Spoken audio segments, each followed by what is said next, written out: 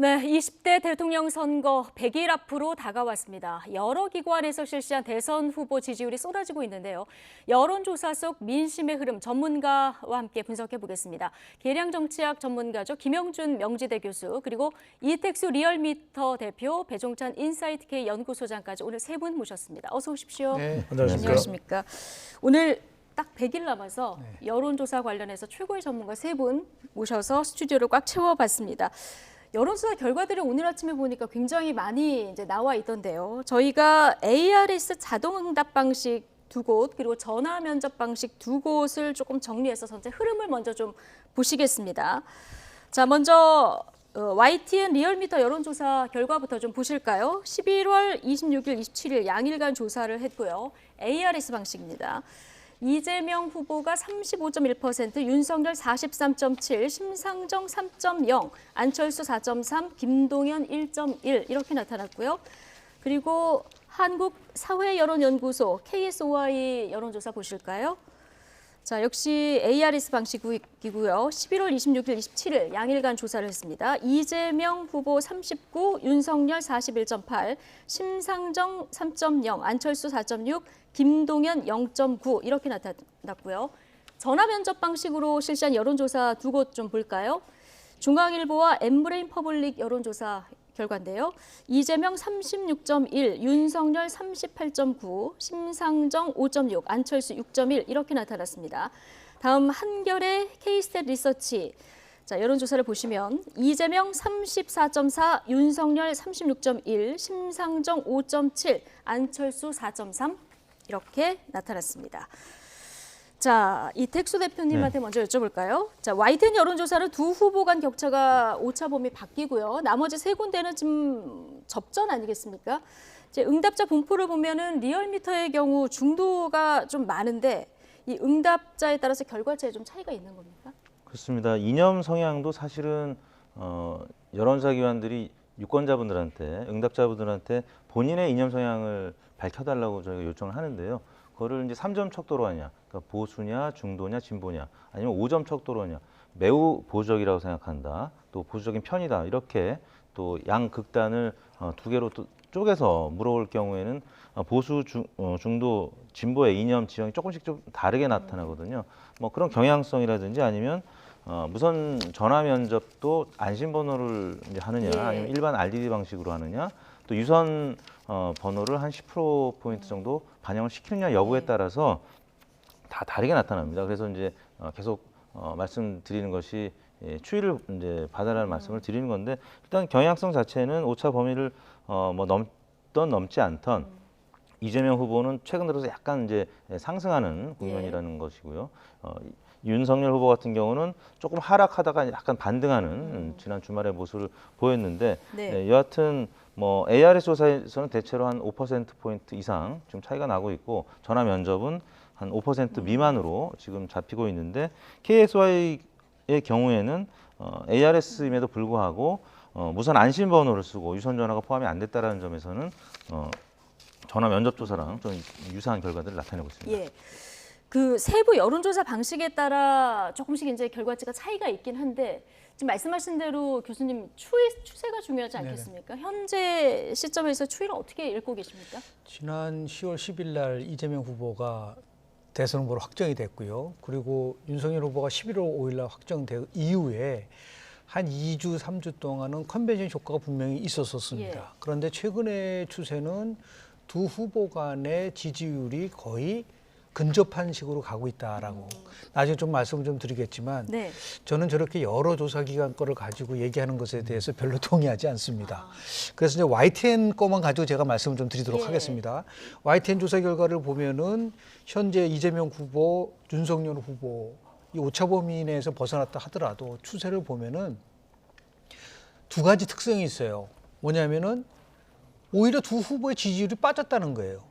그렇지 않는데 지금 수치만 보지 마시고 지난주 비교 37.1에서 35.1, 그리고 44.1에서 43.7, 조금이지만 미동이지만 하여튼 올라가지는 못하고 그냥 그대로 정체돼 있다라는 게 저는 핵심적 사항이라고 저는 봅니다. 그리고 나서 지금 이제 ARS 조사를 하면은 상대적으로 전화 조사보다는 무당층의 규모가 작습니다. 이 지금 YTN 리얼미터 조사도 약 9% 정도가 이제 부동층인데요. 그 전화면접 조사에서는 약 14% 정도가 이제 부동층으로 나오고 있지만 저는 이거보다도 여기 나와 있지는 않지만 더 두 후보가 관심 있게 봐야 될 조사의 추세는 뭐냐면 20대 계층에서 이재명, 윤석열 후보가 20%를 못 넘겨요.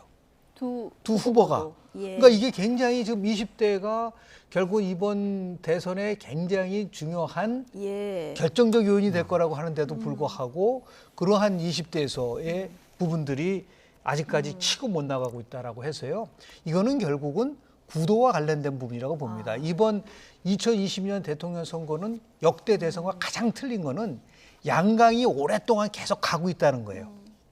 2007년도에 이명박 후보가 1강인데 그런 면이 아마 작용되고 있지 않을까 생각을 좀 합니다. 예, 인물 구도 바람 중에 좀 구도 부분을 말씀해 주셨고요. 김영준 교수님 말씀해 주신 이 부분을 잠시 후에 조금 더 자세히 짚어보도록 하고, 자, 배종찬 소장님, 여러 기관에서 조사가 한꺼번에 나오다 보니까 이제 보시는 분들이 좀 헷갈릴 수도 있거든요. 그러다 보니까 이걸 통합해서 분석한 결과치도 있더라고요. 이게 통합 지지율 결과를 보면 윤석열 후보가 한 5.7%포인트 정도 앞서는 것으로 나온 건데, 이거 어떤 방식으로 그 통합해서 여론조사를 분석을 한 건지, 그리고 좀 의미가 있는 건지 어떻게 보십니까? 조정하고 뭐 집대성했다고 봐야 되겠죠. 네. 조사 방법에 따라서 후보의 지지율이 또 다르게 나오고 또 조사 기간의 또 특성도 반영이 된 거 아니냐 이렇게 또 해석을 해볼 수도 있다 보니까 이 차이를 최대한 조정을 한 겁니다. 예. 그러니까 이 각 조사 기관의 이 조사 결과를 A 후보, 그러니까 윤석열 후보가 이재명 후보보다 꾸준히 많이 나오는 조사 결과가 있는 조사 기관이 있다면 그걸 이제 보정을 하는 거죠. 다른 조사 기관에 비해서 예. 한 조사 기관의 조사 결과가 특정 후보의 지지율이 더 높게 나온다. 그다음에 여기에 대해서는 뭔가 좀 보정을 보완을 하는 겁니다. 그렇게 한 다음에 평균을 내서 이 평균값을 보는 것이죠. 그러니까 이제 전체적인 추세나 또는 평균값을 볼 수 있기 때문에 조금 더 안정적이다. 네. 이렇게 해석을 할 수 있는데 지난 305개의 여론조사 1월부터 이번 11월까지 다 합해 보니까 윤석열 후보가 42%, 이재명 후보가 36.3%의 결과가 나왔다는 것이거든요. 그러니까 이 결과는 좀 지금은 오락가락한다라는 평가를 받고 있잖아요. 예. 조사 결과가. 그런 만큼 그걸 평균을 내서 좀 종합값을 보는데 도움이 된다라고 볼 수 있는데, 그렇다고 해서 이게 지금 시점에 정확한 추세의 반영이다 이렇게 보기는 힘들거든요. 그런 만큼 참고할 수 있는 또 수치와 또 자료가 될 수 있겠죠. 예. 자, 지난 대선을 분석해 보면 100일 전 여론조사에서 앞선 후보가 승리한 경우가 더 많다, 이런 분석도 나오는데 이번 대선은 과거와 또 다른 양상도 보입니다. 박서원 앵커가 역대 대선 D-100일 여론조사와 승자의 상관관계 먼저 정리해 드립니다. 2022년 대통령 선거를 정확히 100일 앞두고 있습니다. 많은 여론조사 결과들이 발표되고 있는데요. 과연 100일 전 민심이 선거 당일까지 이어질까요? 역대 대선 자료를 살펴보겠습니다. 먼저 2007년 17대 대선입니다. 당시엔 100일을 남긴 시점에 이명박 후보가 압도적인 우위를 점했습니다. 이후 대선을 한 달여 앞두고 BBK 주가 조작 의혹이 터지면서 지지율이 급락하긴 했지만 결국 이명박 후보가 정동영 후보에게 압승을 거두면서 마침표를 찍었습니다. 2012년 18대 대선에서는 어땠을까요?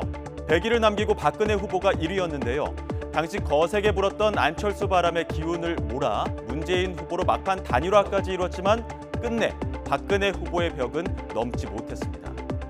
탄핵 정국을 관통했던 지난 19대 대선에서도 100일 전 민심은 결승선까지 이어지면서 문재인 대통령이 당선됐죠.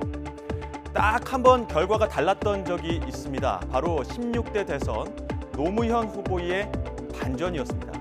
당시 100일 전 민심은 이회창 후보를 향했지만 기타를 치면서 노래를 부르는 광고가 노풍을 일으키면서 막판 단일화에 이은 본선 역전까지 성공했었죠. 그렇다면 이번 대선은 어떻게 될까요? 앞서 보신 것처럼 D-100일 윤석열, 이재명 두 후보는 격차를 점차 좁히고 있는데요. 최근 조사에선 오차 범인의 접전 양상까지 나타나고 있습니다. 때문에 이번엔 각종 변수도 허투루 볼 수 없는 상황입니다. 여느 때보다 비호감도가 수면 위로 떠올랐고 럭비공 같은 2030 표심에 위례 없이 두터운 중도층까지 안개 속 판세에서 맞이한 D-100일. 작은 변수도 이번엔 작지 않을 수 있다는 이야기가 나오는 이유입니다. 앞서 저희가 이제 100일 전 여론조사 결과가 어땠느냐, 실제로 어떻게 됐느냐 이걸 좀 상관관계를 살피고 왔는데 관련해서 분석을 계속 이어가도록 하겠습니다. 김영준 교수님, 노무현 대통령 당선 때 제외하고는 100일 즈음한 여론조사 결과가 실제 결과하고 같았는데, 근데 이번 대선을 보면은 뭐 조금 이따 이제 짚어보겠습니다만 후보별 비호감도도 언제 여느 때보다 높고요. 그리고 뭐 사법 리스크도 있고 여러 가지 지금 변수들이 등장한 이런 상황이라서 꼭 과거와 똑같이 비교할 수는 없다 이런 지적도 나오거든요. 어떻게 보십니까? 실제로 이번 선거는 저희가 선거에 대해서 많이 연구도 해봤지만 두 전문가도 계시지만 예. 한 번도 경험해보지 못한 선거예요. 한 번도 경험해보지 못한 그게 선거. 왜냐하면 예. 유력 후보들에 대한 비호감도가 높다든지요. 네. 아니면은 뭐 더 나가서 좀 비리 의혹 뭐 선거다고 할 정도로 각종 사법 리스크도 있고. 예. 그런데 2강 2약 구도로 된 적은 없었어요. 우리나라 선거에서 보통 이제 1강이 있고 그다음에 1중이냐 1약이냐 이런 케이스인데 2012년도도 실은 저 그래프상으로는 2강이었어요. 예. 이해창 그리고 정몽주 후보가 있고 그다음에 1중이었었는데 후보 단일화가 되면서 결국 이제 바뀐 거라고 좀 보는데요.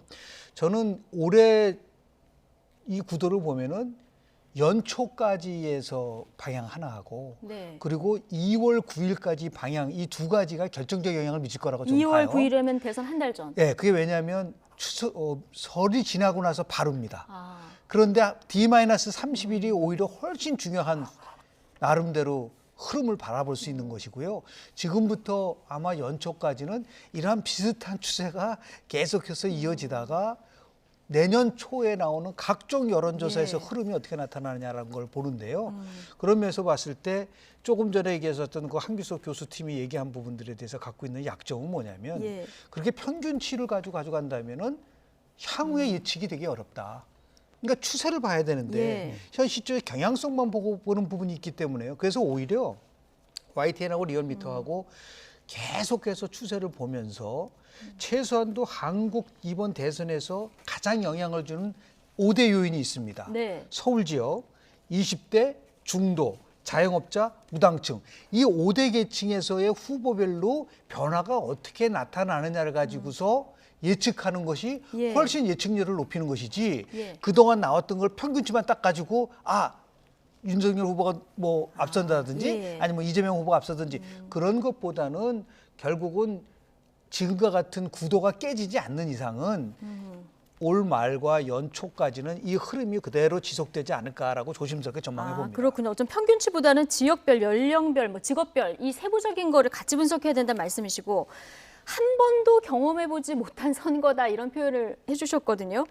대선 즈음한 시점까지 봐야 된다, 이제 여론을 봐야 된다고 얘기를 하셨는데 이태수 대표님도 동의하십니까? 네, 공감을 하는 것이 문재인 대통령까지는 사실 정치적인 유산이 분명히 있었습니다. 예. 문재인 대통령은 노무현 전 대통령의 정치적 유산을 갖고 고정 지지층이 어느 정도 있었죠. 박근혜 전 대통령도 박정희 대통령의 정치적 유산을 갖고 있었습니다. MB는 YS 뭐 등등 있었는데 이번 대선 같은 경우는 정치적인 유산이 명확하지 않기 때문에 네. 그래서 어떻게 보면 고정 지지층이 없고 그러다 보니까 스스로의 이제 발광체라기보다는 이제 반사체로서의 후보들이 있다 보니까 첫 번째는 뭐 가령 선대위원장이라든지 두 번째는 원팀이 이제 되느냐 여부, 예. 이제 경쟁 후보들 간의 이제 어떤 갈등 과정에서 이탈했던 지지층을 회복시키는데 그래서 자존력이 과거 이제 선거보다 좀 떨어지다 보니까 그런 차원에서는 좀 경쟁 후보라든지 아니면은 선대위원장이 기대는 뭐 그런 캠페인 전략을 조금 초반에 쓸 수밖에 없었고요. 예. 그런 차원에서는 뭐 인물 구도도 있지만 이 바람이 조금 영향을 미칠 수밖에 없는 선거이기 때문에 앞으로 이제 100일이 남았습니다만 앞으로도 이런 바람에 의해서 과거 선거보다는 좀 출렁임이 좀 더 있지 않겠느냐라는 것이 많은 전문가들의 예측 같습니다. 예, 배종찬 소장님은 어떻게 보고 계십니까? 그럴 수밖에 없죠. 역대 대선에서 이런 구도를 본 적이 없었으니까요. 그러니까 선거는 주로 87년부터 97년까지는 지역 선거였어요. 네. 그러니까 영남이냐 TK냐 87년도 또 PK냐가 92년도였고 호남이 97년도였잖아요. 예. 근데 2002년 노무현 후보가 당선될 때의 선거부터 지난 2017년 선거까지는 이념 선거예요. 네. 그러니까 보수나 진보 지지를 받고 있는 후보가 중도를 더 가져가면 이기는 겁니다. 두 개의 이념을 가져가면 이겨야 돼요. 이기는 것이에요. 근데 이번에도 진보와 보수는 똘똘 뭉칩니다. 이른바 프레임 전쟁인데, 근데 중요한 건 뭐냐면 결정적인 중간지대에 서 있는 MZ세대 여성 중도층, 그리고 김 교수님께서 말씀해 주셨던 서울과 자영업자, 이들은 굉장히 독립적이에요. 예. 탈이념적이고, 그리고 굉장히 이익적 투표 성향이 강합니다. 우리한테 이익을 누가 주느냐, 이념이 아니에요. 그러다 보니까 변동성이 더 커지는 것이죠. 예. 그럼 이 변동성이 이 선거일 100일 전인 오늘 결정되느냐, 지속되느냐 아니에요. 그러니까 저는 오히려 김 교수님 말씀하신 30일보다도 더 가깝게 선거 일주일 전까지도 이 흐름은 계속 지속된다. 아, 그렇군요. 그러니까 뚜껑을 열기 전까지는 모를 수 있는 것이죠. 여론조사 결과하고도 달라질 수가 있는 것이고. 예. 그러니까 역대 어느 선거보다도 가장 변동성이 큰 선거가 이번 대선이에요. 예, 어느 때보다 변동성이 커서 예측하기는 굉장히 어려운 이런 상황. 자, 오늘 대선 100일 앞으로 다가온 날이라 지금 저희가 여론을 좀 분석하고 있는데요. 이재명 후보는 나흘째 지금 광주에 머물고 있고요. 윤석열 후보는 선대위 출범 후 첫 지방 일정을 중원인 충청에서 시작했습니다. 자, 100일에 나온 두 후보 메시지 잠시 듣고 오시죠. 윤석열 후보가 말씀하시는 50조 원 지원 약속 저도 받겠습니다. 대신에 당선돼서 하는 게 아니라 지금 당장 할 수 있는 방안을 찾읍시다. 내년 본 예산에 편성해서 윤석열표 50조 원 지원 예산 내년에 미리 집행하면 윤석열 후보 손해보지 않을 거 아닙니까? 저는 누가 정치인 어떤 사람이 덕을 보냐 누가 손해보냐를 떠나서 우리 국민들에게 필요한 일을 해내는 것으로 우리의 책임을 다하고자 합니다. 이럴 때 박수 한번 쳐주시면 안 되겠습니까? 요즘 이재명 후보는 민주당의 이재명이 아니라 이재명의 민주당이라고 말합니다. 민주당 정부의 실정으로부터 본인을 분리해내고자 하는 그런 쇼잉이라고 저는 생각합니다마는 사실은 그 말 속에 진심이 담겨 있다고 저는 봅니다. 민주적 공당이 아니라 대통령 후보 개인의 사당의 길을 가겠다는 발상이 숨어 있습니다. 이런 발상에서 청와대 독재가 싹트고 집권당이 청와대의 여의도 출장소로 전락하는 것입니다. 그야말로 독재적 발상의 다름 아닙니다. 네, 양강을 이루고 있는 두 후보의 메시지를 듣고 오셨는데, 자, 김영준 교수님, 이재명 후보는 지금 정책 공약 중심으로 행보를 이어가고 있는 이런 상황이고요. 오늘은 윤석열 후보 공약도 국민을 위해서라면 받겠다 이런 얘기를 했거든요. 네네. 자, 그런데 지지율이 그 박스권에서 잘 못 벗어나는 가장 큰 이유는 뭐라고 그러니까 보십니까? 두 가지인데요. 네. 하나는 우리 선거에서는 합의쟁점이라는 게 있고 대립쟁점이라는 게 있어요. 지금 50조는 합의쟁점으로 가자는 겁니다. 그 자영업자 소상공인들을 위해서. 그런데 유권자들이 반응을 하는 거는 그 합의쟁점에서 반응을 하는 게 아니라 쉬우면서 대립적인 쟁점. 아주 자기가 금방 아는 거예요. 예를 들면 부동산 같은 부동산이라든지 아니면 예. 2002년도에 충청도로 수도를 이전하는 굉장히 쉽게 와닿잖아요. 그런데 그게 대립적이잖아요. 두 후보 모두 다 쉽고 대립적인 쟁점을 지금 못 만들어내고 있는 거라고 예. 볼 수가 있어요. 그게 첫 번째고, 두 번째는 결국은 이 중도층이 움직임을 보여줘야 되는데, 중도층이라는 거는 세 가지 가지고 움직입니다. 첫 번째는 누가 변화의 메시지를 던지느냐. 두 번째는 우리 민생과 관련된 거를 정말 실질적으로 저 사람이 되면 우리의 삶이 나아질 것이라는 거. 마지막으로는 누가 상대적으로 더 도덕적으로 깨끗한가. 이 세 가지를 가지고 하는데 마지막은 서로 비슷하게 보고. 예. 그러니까 결국은 변화의 메시지를 누가 끌고 가느냐는데, 2002년도 12월 1일 날 노무현 후보가 당시에 CF를 딱 내놨는데 너무 깜짝 놀란 거. 어떻게 저렇게 좋은 CF를 만들까? 노무현의 눈물 한 방울이 대한민국을 바꿉니다. 네. 그리고 그 다음에 국민이 대통령이다. 기타 치는 대통령을 했단 말이에요. 아, 저 사람이 뭔가 우리 사회에서 특권과 차별 없는 세상을 만들겠다라고 하는 아주 강력한 변화의 메시지를 주면서 거기에 더불어서 후보 단일화를 하다 예. 보니까 막판에 역전한 것처럼 지금 같은 경우는 너무 전통적이고 너무 편한 거는 아니지만 예. 그게 크게 감동을 주는 그런 행보들이 아니에요. 예. 빨리 국민들에게 선택을 하면서도 나의 미래와 관련될 수 있는 어젠다를 빨리 두 후보가 경쟁하는 그런 모습을 좀 보고 싶다는 말씀 좀 드립니다. 예. 지금 이재명 후보 같은 경우는 그래서 그럴까요? 눈물도 흘리고 반성도 하면서 좀 감성적으로 접근하는 선거 전략을 최근에 이제 취하기도 하는데 이재명의 민주당 이렇게 해서 후보 중심으로 가는 전략을 지금 하고 있지 않습니까? 윤석열 후보가 이 부분을 좀 비판하는 목소리도 듣고 오셨는데, 자, 이재명의 민주당의 이 선거 전략, 자, 어떻게 평가하십니까?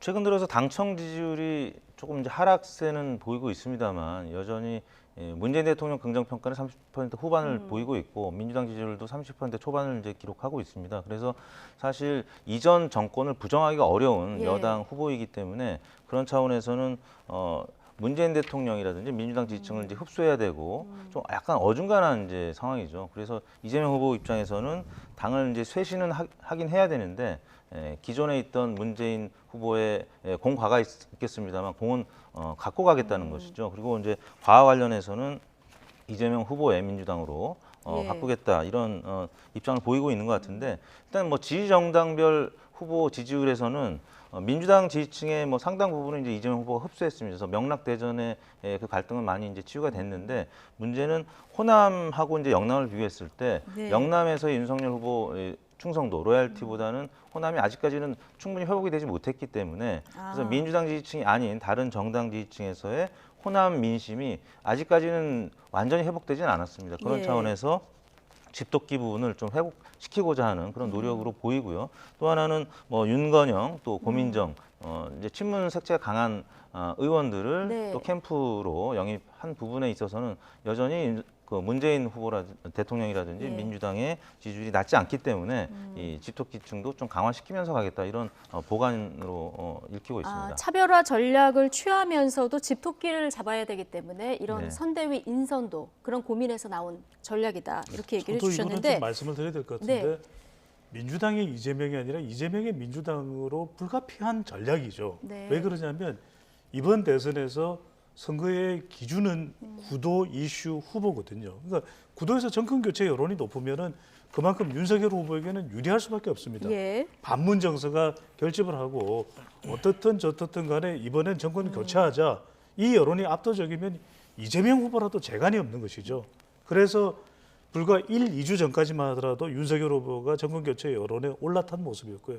그다음에 이슈는 부동산, 예. 대장동 개발 사업 관련된 이 의혹은 본선 토론까지 계속 이어질 겁니다. 그렇다면 이대로 가면은 이재명 후보로서는 상당히 곤란해질 수밖에 없죠.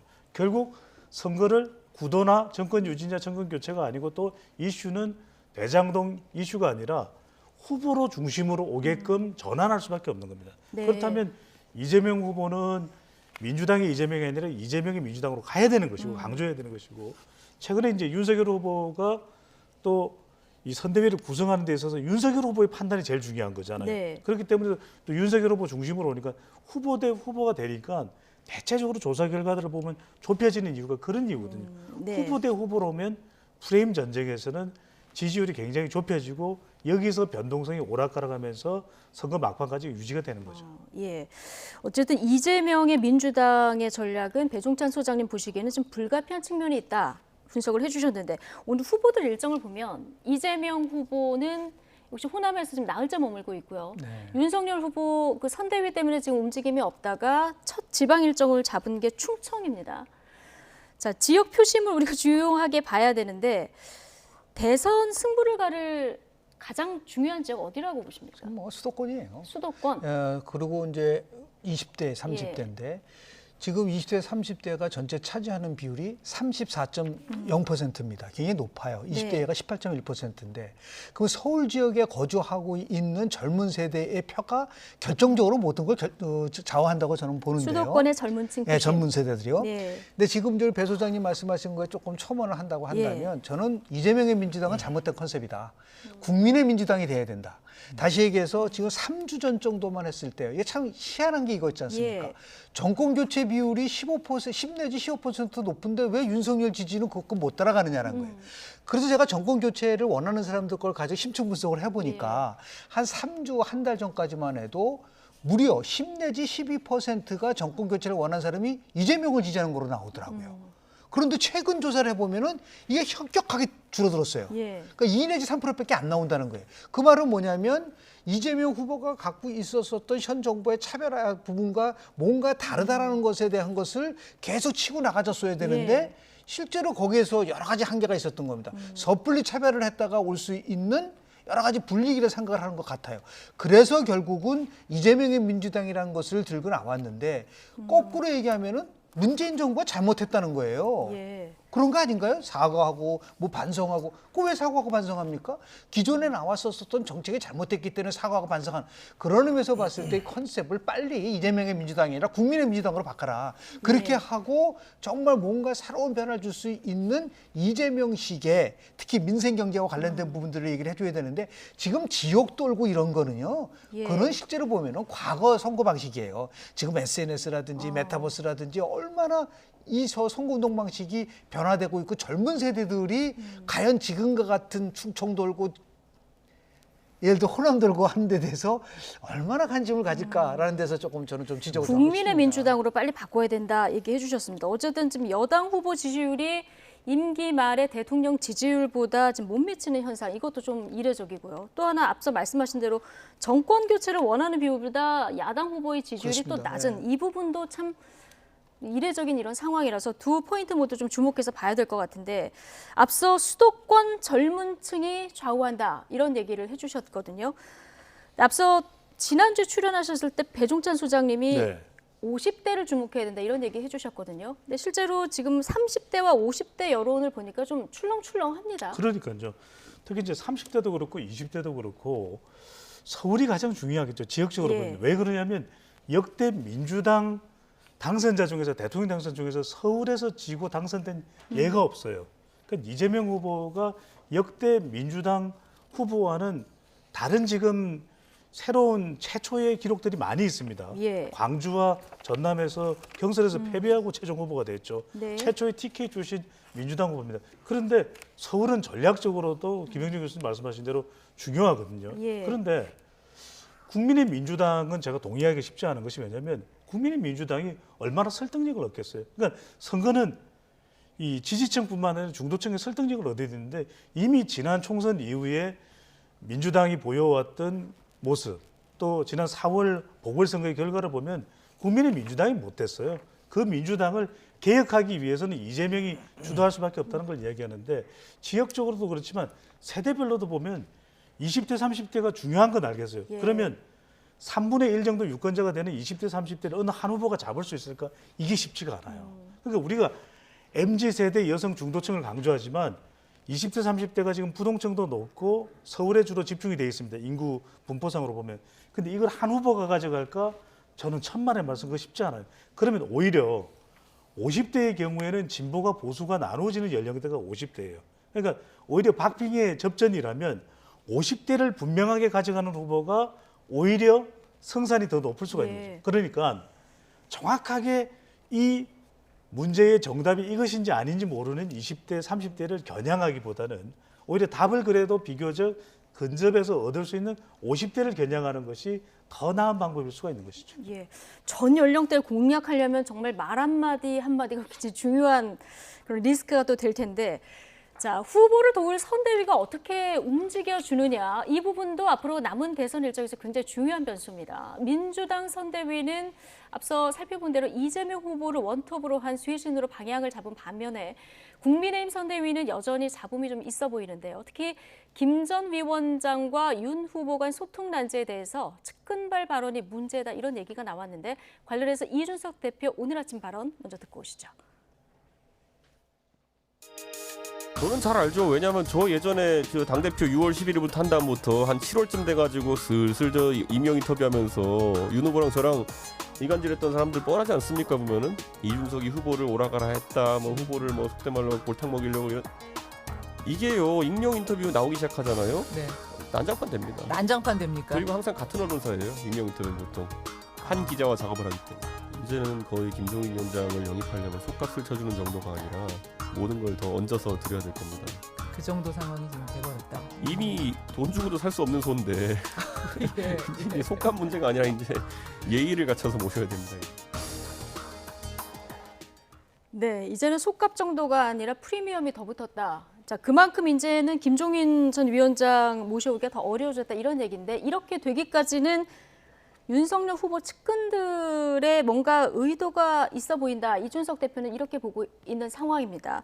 어쨌든 김종인 전 위원장 문제가 이렇게 오랫동안 끄는 건 과거 그 김종인 전 위원장의 행보를 봤을 때 중도층 표심에 도움이 될 거다. 이런 분석 때문 아니겠습니까? 그렇습니다. 김종인 전 위원장이라든지 아니면 조국 흑서의 저자들이라든지 중도층의 영향력이 꽤 큰 인물들이죠. 이분들이 뭐 당연히 11월 5일 국민의힘 경선 이후에 윤석열 후보를 지지하거나 선대에 참여할 것으로 생각이 예. 됐었던 분들인데 이분들이 조금 비판적인 입장이거나 아니면 선대에 참여하지 않는 이런 모습을 보이게 되면서 특히 이준석 당대표하고의 관계도 조금 윤석열 후보 캠프 내부 구성원들과 좀 껄끄러운 관계가 지금 예. 되어가고 있습니다. 그러다 보니까 30대가 먼저 조금 움직이기 시작했고요. 20대는 조금 지층 이탈했다가 다시 지난주에는 좀 복원이 된 모습. 이건 이제 이재명 후보의 이제 조카 살인 변호와 관련된 어떤 예. 영향이 좀 있었을 것 같은데 그럼에도 불구하고 아무튼 20, 30대는 이준석 당대표 혹은 김종인 전 위원장의 지금 영향을 많이 받고 있는 상황이기 때문에 빨리 이런 부분이 수습되지 않으면 예.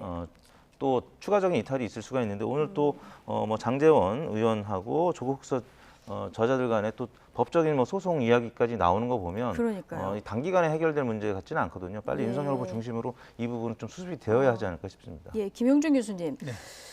김종인 전 위원장 영입 무산에 지금 말씀하셨듯이 뭐 김효사와 차지철, 뭐 장순실 여러 비유가 나오고 지금 법적 공방 얘기까지 오고 가는 이런 잡음이 나오고 있는 상황인데요. 자, 이 상황이 빨리 수습돼야 어떤 국민의힘도 조금 더 앞으로 나갈 수 있는 여지가 있는 거 아니겠습니까? 일단은 뭐 출발을 한 거예요. 예. 좋든 싫든 간에 이제 김병윤 상임위원장 중심으로 해서 원톱이 바뀐 것뿐이죠. 그런데 선거 과정 속에서 보면은 나중에 이제 지지율 변동이 나오게 되면 또 다시 한번 변화를 줍니다. 네. 그러니까 다시 얘기해서 지금은 비슷하게 나가지만 만약에 윤석열 후보의 지지가 역전됐다든지 아니면은 이거 회복하기 어려울 정도로 계속해서 추락을 하게 되면은 현재 있는 당연히 선대위 구성을 바꾸고 그때 이제 뭐 김종인 비대위원장이 다시 정권을 갖고 들어올 수 있는 가능성도 있는데 지지율이 크게 상승하지 못할 경우 그렇습니다. 도전을 할 그- 때는 다시 한번 가능성이 열려 있다. 언제든지 가능한 게 예. 그게 이제 비슷했어요. 2012년도에 당시에는 박근혜 후보가 굉장히 지지율이 높았었는데 잘 아시는 인혁당 사건 문제 가지고 굉장히 논란이 많았었지 않습니까? 네. 그래서 선대위에서 총괄 선대본부장을 김무성 의원으로 하느냐 안 하느냐 가지고 결국 처음에는 박근혜 후보가 받아들이지 않았어요. 예. 그런데 결국 마지막에 김무성 총괄 선대위원장을 예. 결국 적극적으로 영입해서 변화를 줬었던 부분들이 네. 있거든요. 그러니까 제가 볼 때는 지금 시작일 것이고 빨리 이제 시작을 했으니까 일정에 맞춰서 움직여야 될 거라고 저는 봅니다. 예. 자, 마지막 내년 대선의 변수 한 가지만 더 짚어보면 지금 제3지대 후보들도 독자적으로 열심히 뛰고 있는 이런 상황인데요. 자, 심상정 후보 다음 달까지 제3지대 이 연대 청사진을 좀 보여줄 것 이런 얘기를 했는데 이게 쉽게 될지 좀 봐야 될 것 같습니다. 이분들의 연대도 마지막까지 좀 불확실성을 키울 이런 변수 아니겠습니까? 그렇죠. 그런데 그게 얼마나 이번 대선 판세를 좌우할 정도의 영향력일지는 의문이고요. 그런 이유는 제3지대에 있는 심상정, 안철수 후보 또 네. 김동연 전 부총리는 뭐 작은 거인 정도의 역할이죠. 그러니까 뭐 완주를 하게 되면은 사실상 뭐 지금 현재의 지지율 추세입니다. 네. 당선 가능성보다는 자기 스스로 완주했다라고 하는 정치적 의미 부여가 이루어지겠죠. 그다음에 중요한 것은 윤석열 후보와 이재명 후보인 거죠. 두 후보가 박빙을 펼치는데 결과적으로 안철수나 심상정 후보와 단일화나 합당을 못한다면 그 지지층들을 안철수 네. 후보의 지지층과 심상정 후보의 지지층을 어떻게 끌어올 수 있는지 예. 이것도 상당히 중요한 관건이 되겠죠. 그래서 이심 전심이 아니라 이심 윤안 이런 네. 이야기를 하는 것이죠. 알겠습니다. 자, 내년 대선의 유권자들이 제일 중요하게 생각하는 이슈는 부동산 가격 안정화가 33.2%, 후보 관련 논란과 의혹이 30.1%, 코로나 방역이 5.5%, 뭐 이런 결과치도 있는데요. 저희가 여기까지 분석을 해보려고 했는데 결과치만 전해드리고 대답 마무리해야 될 것 같습니다. 자, 지금까지 김영준 명지대 교수 그리고 이택수 리얼미터 대표, 배종찬 인사이트K 연구소장까지 세 분과 자, 100일 즈음의 여론, 숨겨진 민심 분석해봤습니다. 오늘 세 분 고맙습니다. 감사합니다.